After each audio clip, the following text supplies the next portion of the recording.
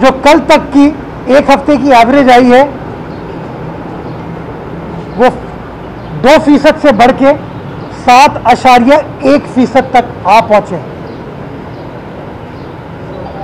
यानी कि पिछले 1-1.5 माह में 5% पॉजिटिविटी रेशो में इजाफा हुआ है, कोरोना के केसेस में इजाफा हुआ है। ये शो करता है कि हम सबको किस तरीके से मास्क पहनने की ज़रूरत है और गैर ज़रूरी तौर पर अपने घरों से निकलने की ज़रूरत नहीं है।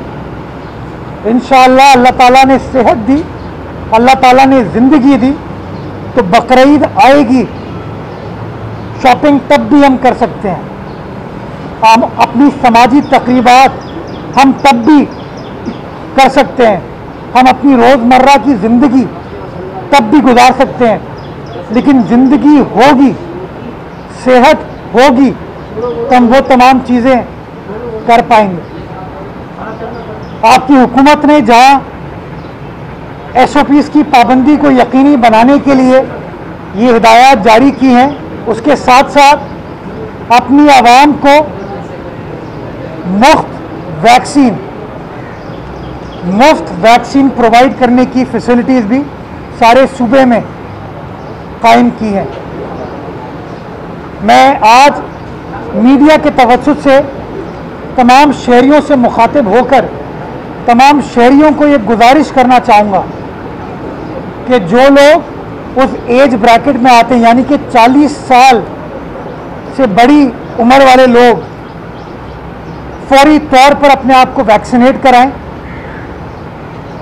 जो लोग बीमार हैं, बड़ी उम्र के हैं, जो अपने घरों से नहीं निकल सकते, उनको वैक्सीन प्रोवाइड करने के लिए, free of cost vaccine provide करने के लिए सिंध हुकूमत ने होम सर्विस भी स्टार्ट की है। और मुझे खुशी होती है आपको बताते हुए कि जहां हमने मुख्तलिफ मकामात पर मुख्तलिफ अस्पतालों में वैक्सीनेशन सेंटर्स कायम किए हैं, उसी तरह एक और बहुत बड़ा वैक्सीनेशन सेंटर सिंध हुकूमत एक्सपो सेंटर कराची में कायम करने जा रही है। उसकी तमाम अरेंजमेंट्स मुकम्मल हो गई हैं और गालिबन इतवार से, कल उसको स्टार्ट होना था लेकिन किसी वजह से ये फैसला किया है कि इतवार से इंशाअल्लाह एक्सपो सेंटर का वो बड़ा वैक्सीनेशन सेंटर काम करना शुरू कर देगा। 24 घंटे ये वैक्सीनेशन सेंटर चलेगा ताकि शहरियों को मुश्किलात का सामना ना करना पड़े और वो आसानी से वैक्सीनेशन करा के अपने घर जा सके। ये जो एक्सपो सेंटर पर फैसिलिटी सिंध हुकूमत ने फ्री ऑफ कॉस्ट मुफ्त वैक्सीनेशन की स्टार्ट की है, ये इंशाअल्लाह अल अज़ीज़ 20 से 25 हज़ार अफराद को डेली वैक्सीनेट कर पाएगा। और मैं समझता हूँ ये बड़ा अहम संगे मील होगा बड़े पैमाने पर अपनी आबादी को वैक्सीन प्रोवाइड करने का। मैं शहरियों से गुजारिश करूँगा कि जहाँ मैं कहता हूँ कि अपनी हुकूमत का साथ दें SOPs को फॉलो करने में, उसी तरीके से मैं शहरियों से गुजारिश करना चाहूँगा कि आप तमाम लोग जो 40 साल से ऊपर जिनकी उम्र है, वो तमाम सिंध हुकूमत के इन वैक्सीनेशन सेंटर्स को विज़िट करें और मुफ्त वैक्सीन से फैज़याब हों। इसके साथ साथ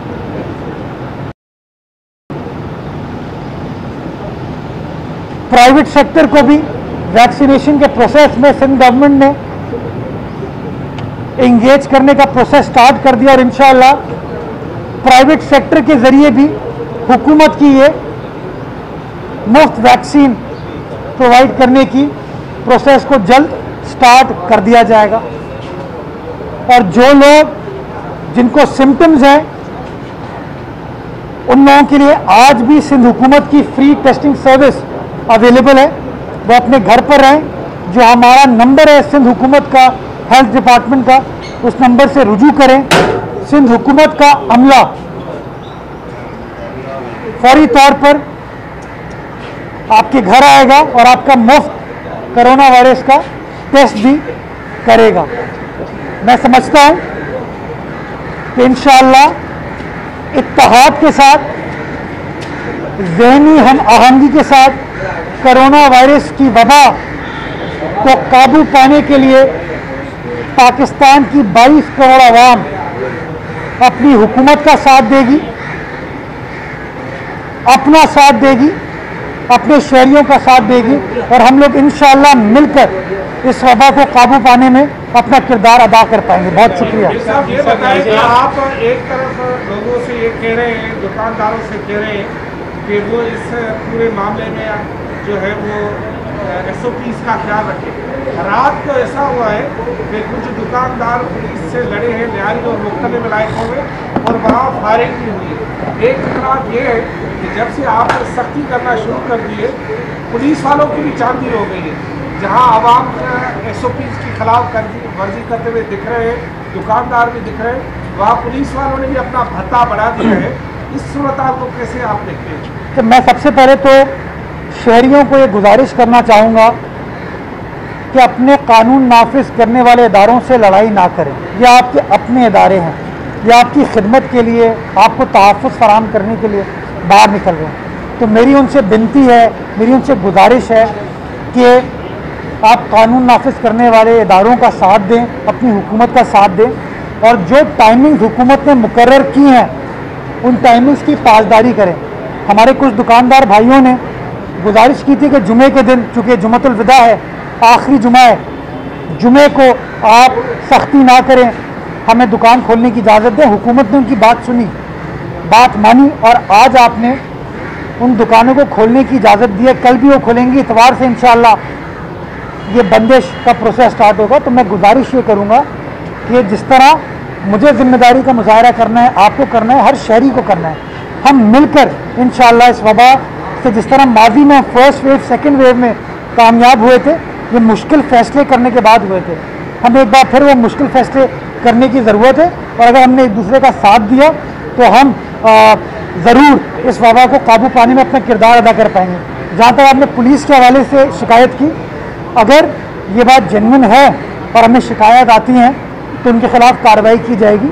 मैं पुलिस वालों को भी कहना चाहूँगा कि किसी शहरी के साथ इस दौरान ज़्यादती नहीं होनी चाहिए। हम सबको मिलकर इस वबा का मुकाबला करना है और इस तरह के लड़ाई झगड़े से, कश्मकश से कोई फ़ायदा नहीं होगा।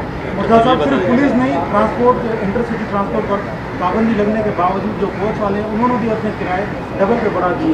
इस हवाले से सिंध हुकूमत की पॉलिसी है कि चेक पॉलिसी? इंटरसिटी ट्रांसपोर्ट पर तो पाबंदी है, वो चलनी नहीं चाहिए। किराए कैसे बढ़ा रहे हैं वो? आप निशानदेही करें, कार्रवाई करेंगे। मैं देखिए, मैं शहरियों को कहना चाहूँगा कि यहाँ से अपने गाँव जाके या गाँव से ईद के बाद वापस आके, क्या पता वो वायरस शहर से अपने गांव ले जा सकते हैं, या अगर वो गांव में ले गए वायरस तो कितना नुकसान हो सकता है। और अगर खुदा न खास्ता वो अपने गांव से वापस आते हैं और गांव से वायरस लेके शहर में आते हैं तो कितना नुकसान हो सकता है। तो इसलिए मेडिकल एक्सपर्ट्स ये कहते हैं कि इंसान जहाँ पर है वहीं पर रुक जाए, वहीं पर बैठ जाए, और ये जो मुश्किल कुछ वक्त है, मुश्किल कुछ टाइम है, दिन है, इसको ज़रा जिम्मेदारी के साथ पूरा करें। अच्छा, साहब ये बताइए कि आपकी प्रेस कॉन्फ्रेंस के दौरान संगीन इल्ज़ाम आयद किए हैं सिंध हुकूमत पर, और साथ ही ये कहा है कि सूबाई हुकूमत की तरह वफाकी हुकूमत की नाकाम हो गई है। कोरोना वायरस की जो मौजूदा सूरत में ताजिर परेशान है, किसी तरह से उनकी दादरसी हुई है और गैर मकामी लोगों पर मुसलत किया गया। आज से 1 साल पहले कोरोना वायरस की जंग सिंध हुकूमत लड़ रही थी और PTI और मुत्तहिदा कौमी मूवमेंट के दोस्त हमसे जंग लड़ रहे थे, हमें बुरा भला कहते थे। 1 साल बाद PTI वालों को तो शायद थोड़ा एहसास मुल्क भर के हालात देखकर हो गया है। मुत्तहिदा कौमी मूवमेंट के दोस्तों को अफसोस के साथ मुझे कहना पड़ता है, अभी तक शायद वो एहसास उनके अंदर उजागर नहीं हुआ। ये जो फैसला भी सिंध हुकूमत कर रही है वो वफाकी हुकूमत के साथ मिलकर कर रही है, और उस वफाकी हुकूमत का हिस्सा हैं ये लोग, हुकूमत के साथ बैठे हैं ये लोग। ये बदकिस्मती है शहर की कि जो लोग इस शहर के ठेकेदार बनते थे या आज भी बनने का दावा करते हैं, वो कभी भी इस शहर की आवाम की खिदमत नहीं करना चाहते, वो मुसीबत में उनको धकेलना चाहते हैं। ये अल्लाह ना करे ये वायरस अगर शहर में फैल जाता है तो उसका नुकसान किसको होगा? मुझे, आपको होगा, हम सबको होगा। तो जिम्मेदारी का मुजाहरा करना चाहिए, मनफी सियासत इसके ऊपर ना करें। अगर मुत्तहिदा कौमी मूवमेंट वाले बस अपनी हल्की सी पॉलिटिकल पॉइंट स्कोरिंग से गुरेज करेंगे तो ज़्यादा बेहतर अंदाज से मैं समझता हूँ कोरोना वायरस की वबा से हम काबू पा पाएंगे। ये बता दीजिएगा मुनव्वर एक जितनी बेहतियाती कराची के बाद में हो रही है कहीं और नहीं हो रही। सिंध भर में सरकारी वैक्सीन निजी तौर पर बेचे जाने की इतलात भी हैं और जो घर घर वैक्सीन की तरह शुरू थी उसमें निजी अस्पताल ने पैसे भी चार्ज करना शुरू किए थे। तो अब ये वैक्सीन आप किन को देने जा रहे हैं और क्या आप ये को यकीन है कि अब इस वैक्सीन खोलने पर करप्शन नहीं होगी? अच्छा, इसमें अभी निजी अस्पतालों को देने का फैसला किया आप लोगों ने, तो निजी अस्पताल ये बिल्कुल मुफ्त लगाएंगे या पैसे वसूल कर सकते हैं? अगर तो पैसे वसूल करेंगे तो क्या कार्रवाई करेंगे? देखिए, इस वक्त जितनी भी सरकारी वैक्सीन इस वक्त सूबा सिंध में लग रही है वो फ्री ऑफ कॉस्ट लग रही है और उसके ऊपर 1 रुपया भी चार्ज नहीं किया जा रहा। जब प्राइवेट अस्पतालों से इस हवाले से खिदमात ली जाएंगी तो वो लोग भी ये सरकारी वैक्सीन को मुफ्त प्रोवाइड करेंगे, पैसे चार्ज करने की उनको इजाज़त नहीं होगी। आपको याद होगा जब पिछले साल ये कोरोना वायरस की वबा आई थी तो बहुत सारे प्राइवेट अस्पतालों ने भी टेस्टिंग फैसिलिटी इस्टेब्लिश की थी और वो फ्री कर रहे थे उन मुस्तहिक अफराद के लिए जिसके अखराजात सिंध हुकूमत बेयर कर रही थी, उनको पेमेंट करती थी। तो अभी भी वो प्राइवेट अस्पताल जो वैक्सीनेशन की कीमत है वो सरकार बेयर करे, चूँकि वो हुकूम की वैक्सीन है, उसके ऊपर उनको इंशाल्लाह चार्ज नहीं करने दिया जाएगा। बट अगर वो अपनी प्राइवेट वैक्सीन लेके आते हैं और प्राइवेट लगाते हैं तो मैं समझता हूँ कानून के मुताबिक उनको वो काम करने की भी इजाज़त होनी चाहिए। अभी एमक्यूएम के राब्ता कमेटी के अरकान की तरफ से काफ़ी संगीन इल्ज़ाम सिंध हुकूमत पे लगाए गए हैं। खासतौर पे रेंजर्स का भी हवाला दिया गया है कि रेंजर्स के नाम पर लोगों को ब्लैकमेल किया जाता है और एक इस्लामाबाद से टेलीफोन आता है तो उनके अख्तियारात में भी इजाफा किया जाता है। सेफ सिटी प्रोजेक्ट पर भी उन्होंने सवालिया निशान उठाए कि अरबों रुपए की करप्शन की गई। हमीद भाई मुत्तहिदा कौमी मूवमेंट इर्रेलेवेंट हो गई, छोड़ दें उसको। मैं समझता हूँ ये जो पिछले उन्होंने 30 साल में शहर का इस्तेहसाल किया है ना, उसका नतीजा अब ये हुआ है कि वो कई मैटर नहीं करते हैं। आपने भी बल्दिया टाउन के इंतखाबात में देख लिया ना, NA 249 में देख लिया कि मुत्तहिदा कौमी मूवमेंट जिसकी एक ज़माने में तूती बोलती थी शहर के अंदर, वो 6ठे नंबर पर आई है। आपने मलीर के बाई इलेक्शन में देख लिया ना कि वो किस जगह खड़े हुए थे। तो मुत्तहिदा कौमी मूवमेंट मैं समझता हूँ अब मैटर नहीं करती। कराची वालों ने भी देख लिया है कि इन लोगों ने सिर्फ बातें की, चाहे वो सेंसस का इशू हो, सिर्फ ऐलानात, बातें, दावे, लेकिन सेंसस के हवाले से कोई इक़दाम मुत्तहिदा कौमी मूवमेंट ने नहीं किए। उनके वफाकी वज़रा जो कि काबीना में बैठे हुए थे उन्होंने उस मुतनाज़ा सेंसस के रिज़ल्ट को अप्रूव करने में अपना किरदार अदा किया। वो कमेटी के रुकन थे, कुछ नहीं किया। वफाकी वज़ीर कानून का ताल्लुक मुत्तहिदा कौमी मूवमेंट से, कानूनी मामला था, लेकिन मुत्तहिदा कौमी मूवमेंट ने कुछ नहीं किया। कराची के हवाले से 162 अरब रुपए तरक्याती पैकेज की बात थी, कोई वादा PTI ने पूरा नहीं किया, वफा नहीं किया। मुत्तहिदा कौमी मूवमेंट ने कुछ नहीं किया। 1100 अरब रुपए का वादा किया, हैदराबाद में यूनिवर्सिटी का वादा किया, कोई वादा उन्होंने वफा नहीं किया। तो मुत्तहिदा कौमी मूवमेंट की बात मुझसे अब ना करें आप, ये करके ना क्या। ये बताइएगा, इमरान खान साहब जो उन्होंने एडमिट किया है कि उनसे बड़ी बड़ी गलतियां हुई हैं, लेकिन गलतियों की सजाएं तो उन्होंने वज़रा को दी, वज़रा को हटाया, खुद तो हट नहीं रहे, खुद एक्सेप्ट नहीं कर रहे कि खावर उनकी गलतियों की सबसे बड़ी सजा पाकिस्तान की 22 को आवाम भुगत रही है। कोई वजीर नहीं भुगत रहा, वजीर आजम नहीं भुगत रहे, आम आदमी भुगत रहा है, आप भुगत रहे हैं, आपके कैमरामैन भुगत रहे हैं, हम भुगत रहे हैं, वो लोग भुगत रहे हैं जिनका ताल्लुक आवाम से है। तो खमियाजा तो आवाम भुगत रही है। और मैं समझता हूँ आवाम ने पिछले 6 महीने में जितने बाई इलेक्शन हुए उन्होंने PTI को, इमरान खान साहब को बता दिया कि आप लोग अब नहीं चल सकते, हमें आपकी सिलेक्टेड हुकूमत की ज़रूरत नहीं है। ये करके मैं आपको बता दूँ। साहब ये बता दें मुझे कि ताजिर कह रहे हैं कि जहाँ तक उन्हें रात 12 बजे तक कारोबार करने की जरूरत नहीं है, इस हवाले से कोई सिंध हुकूमत फैसला कर रही है या फैसला हो चुका है? फैसला हो चुका है, हमने नोटिफिकेशन इशू कर दिया है। ताजरों की रिक्वेस्ट थी जुमे के हवाले से, हमने उस बात पर लब्बैक का उनको इजाज़त दी। अब मैं ताजरों से रिक्वेस्ट करूँगा कि जो मुश्किल वक्त है इसमें आइए मिलकर काम कीजिए ताकि अपनी आवाम को हम इस कोरोना वायरस की वबा से बचा सकें। ये ईद शॉपिंग बकरीद में इंशाल्लाह हो पाएगी। जान है तो जहान है, ज़िंदगी रही सेहत रही तो इंशाल्लाह बकरीद में शॉपिंग कर लेंगे, अगले साल ईद में शॉपिंग कर लेंगे।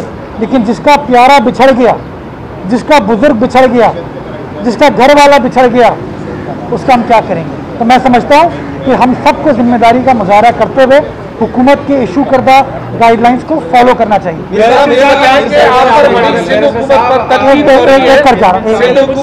बड़ी तनकीद हो रही है बहरिया टाउन की ज़मीन के हवाले से, और ये कहा जा रहा है कि बहरिया टाउन वहाँ के मकामी लोगों की ज़मीन पर कब्जे कर रही है और वहाँ के लोगों के साथ नाइंसाफ़ी हो रही है।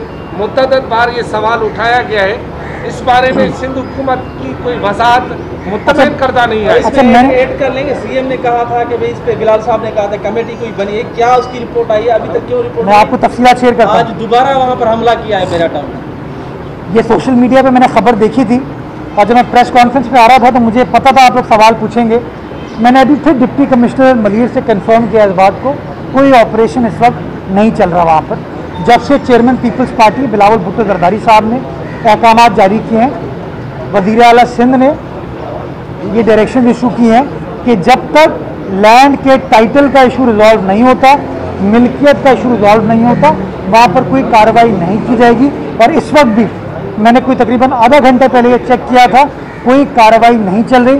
जो सोशल मीडिया पे गालिबन वीडियो सर्कुलेट करिए वो आज की नहीं है, वो पुरानी वीडियो है, हमें ये बताया गया है। बहुत शुक्रिया। खान साहब, एक सवाल सिर्फ आपसे ये है कि वज़ीर आज़म इमरान खान रोज़ सुबह उठते हैं, यू टर्न लेते हैं। पहले वो कहते हैं एक मामूली जुकाम है कोरोना, अब वो कह रहे हैं खुदा के लिए मास्क पहनो, खुदा के लिए करो। वैक्सीन उन्होंने खरीदने में ताख़ीर की, वो वैक्सीन नहीं खरीद सके पूरी दुनिया। अब जब केसेस बहुत आगे पहुँच गए हैं तो वो इंडिया की मिसालें दे दे के लोगों को वास्ते दे रहे हैं, क्या कहना चाहिए? इमरान खान की ये जो है, इमरान खान मोदी का दोस्त है। जैसे मोदी की सज़ा भारत की आवाम भोग रही है और जैसे इमरान की हमारे भाई ने कहा, मुर्तज़ा साहब ने, वो सिंध गवर्नमेंट भोग रही है। इमरान खान को सियासत में फेल हो चुका है और जैसे वो कोशिश कर रहा है, मैं यही चाहूँगा इमरान खान को, सियासत उससे हाथ से दूर हो चुकी है और वो कोई क्रिकेट की एकेडमी खोले और क्रिकेट बच्चों को सिखाए। सियासत करना उसका काम नहीं, सियासत करना है तो भुट्टो खानदान का है, बिलाल भुट्टो जरदारी, आसिफ अली जरदारी साहब का काम है। एक अवामी सवाल ये है कि 60% लोग प्राइवेट नौकरियां करते और उनकी ड्यूटी की टाइमिंग शाम को 4 बजे, 5 बजे, कभी कभार 6 बजे भी छुट्टी होती है। सरकारी मुलाजमीन के लिए 2 बजे छुट्टी होती है। आपने 6 बजे तक मार्केटों को खोल के रखा है, तो इस दौरान लोग सफ़र में ही आएंगे तो मार्केटें बंद हो जाएंगी, लोग शॉपिंग किस तरह कर पाएंगे?